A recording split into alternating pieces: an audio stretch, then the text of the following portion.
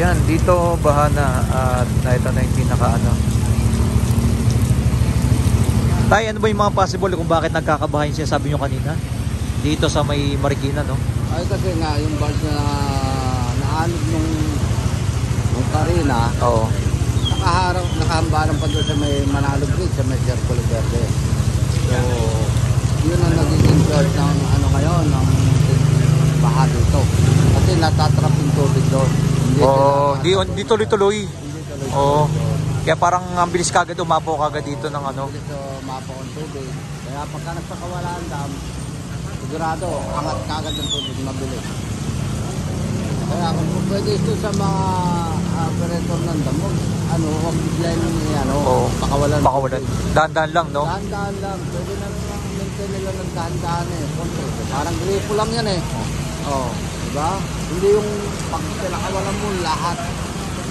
Pag sabay-sabay, oo. Papakawalan mo ka lang. Dito parang pinatay mo mga kapwa natin Pilipino. Kawawa naman yung mga Tsaka parang wala silang warning time, no? Ng no? Na magpapakula agad, no? Alam dito. Oo, alarm. Kaya kawawa yung mga nagbahaan ng Karina. Pagka lumutog na naman, mababaha na naman. Ayun. Kaya yung kailangan din talaga matanggal yung valve na nakahambalang doon. Mga takbo, barge, Tsaka isa pa yung sinasabi mo tayo, yung bandang, yung mga bundok sa ano, no? Nakakalbo na, no? Kinakalbo na, kinukuwari. Yan ang nagiging ng tendency ng mga magbaha ngayon dito.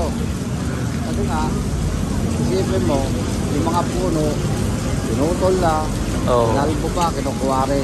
So, yung tubig sa bundok, hindi na nakokontrol ng mga puno. Dire-diretso na, tuloy-tuloy na. Kaya ang daming mga kahoy, basura dyan na galing bundok yan. Yung nakikita natin dito, no, sa may Marikina, no? Minsan, kabahay pa nga yung mga basurang naano dyan. Dami. Kaya kailangan kontrolin yung suwari, tigil yan. Walang mga ilulog sa kalikasan yan. Yan, tayo sinisin nila ng kalikasan. Dahil kasi gagagawan din. Napahirap sa atin yung mayayaman. Ayun. Sila, utos lang ang utos nila. Kuwari dito, kuwari doon, putol dito, putol doon. Ang pinaka nagsasuffer yung mahirap. Kaya sana pagtuunan sana ng gobyerno, no? Matutukan. Nakakali ka na, walang pinipili yan. Wala. Ito yung mga nasa subdivision ng mga hindi binabahay, mayayaman. Ay paano natin ito sa paligid na rin, ng basket. Kawawa. Talagang ano na talaga, no? Kailangan talaga tigil yung kuwari. Kapitan yan. Ang dudulot yan. Bundok yan. Kalbuhin. Talagang kinakalbo lalo yung bundok eh. Sinira mo. Ayun ang kailangan. Yun ang patayin. Gagawin nila. Titibagan yung bundok. Gagawin na subdivision. Diba? Kung ano ng establishment ilalagay nila. Ano lang yung todo nila. Hindi sila babahay. Nasa taas sila eh. Kawawa itong nasa mga mabababang lugar. Kagaya dito, yung may Satumana, lubog na talaga. Kaya mga sasakyan sa area na yan, nasa taas. Hindi na makakaano. Ano na doon sa may vertical, nakaangat na yung mga sasakyan. Saka yung dyan sa Masina, yung sumulong going to SS, yung hindi na rin talaga madaanan. Ayan, lupog na yan, hindi na madaanan talaga. Kamewang tubig. Ibig sabihin tayo, pag umabot na ng mga 16 dito, lubog na talaga dyan sa area na yan. Hindi na mga possible na madaanan. Marami ng area na. Ano nakikita mo tayo na solusyon para maiwasan itong pagbaha natin? Kasi itigil yung pagkukwari. Sa pagkakalbo ng bundok. Within 10 years, de-develop. 10 to 20 years.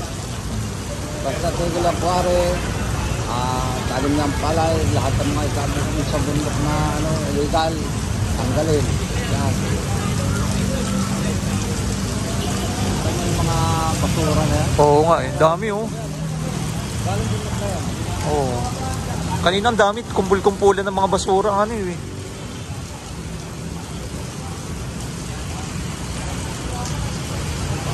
Wala na nga ang damo.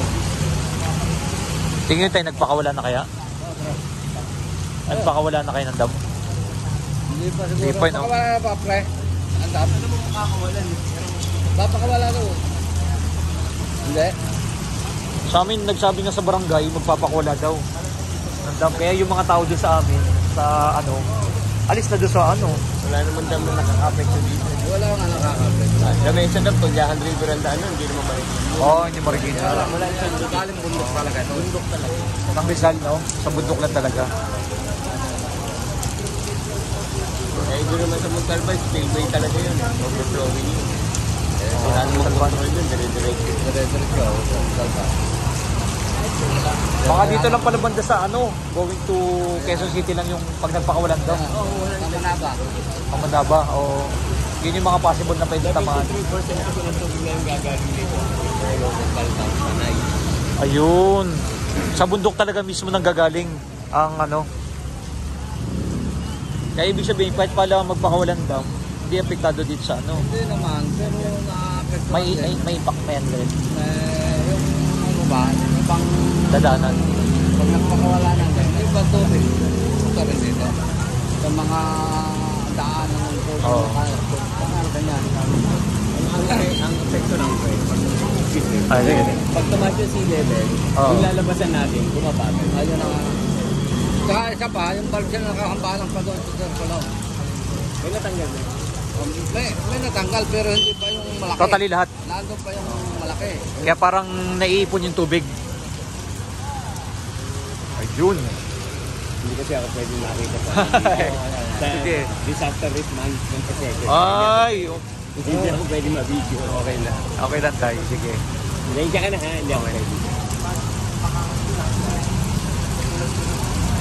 Alam mo kanina pre, dumating ako. Oo, 12.5. Tumalikod ako, minum ako ng kape. Hindi ko first alarm na. Third alarm na tayo, di ba? Third alarm na Umabot eh. na ano yan, pre? Kasi ang difference dito niya at saka sa bayan, 1.2 meters. 1.2 sa kabila. Kaya pag nag-15 doon, first alarm. Oo, first Pag alarm. nag-16 doon, second alarm. Dapat ito, 15 lang. Ay ngayon, Eh sa kabila tayo 17 na eh. 15 and a half yan eh. 15 yun nga pala. Ah, 15 pa lang. So 1.2 meters doon, eh 16.7 lang. 16.7. Going to ano pa lang. Pero maintain ako, 16 and a half. Tsaka parang ano, bumababa na.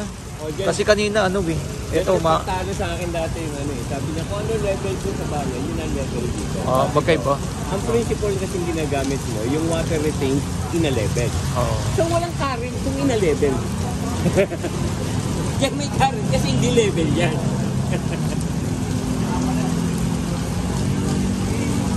Kaya sabi ko, pag may current, may hindi level yan. Tandaan niyo. Basta nakakumpay sa isang area ang tubig, retained in a level yan. Gaya ng Laguna Lake yan. Retained in a level yan. Kahit gaano karami pasok mo dyan, aangat yan. Angat. Pero level yan. Pero pag river, hindi pag may level yan. Kasi sa may Laguna kasi wala talagang lalabasan. Oo. Pero meron din, may outlet din. May outlet din. May outlet ang Laguna, kaya lang,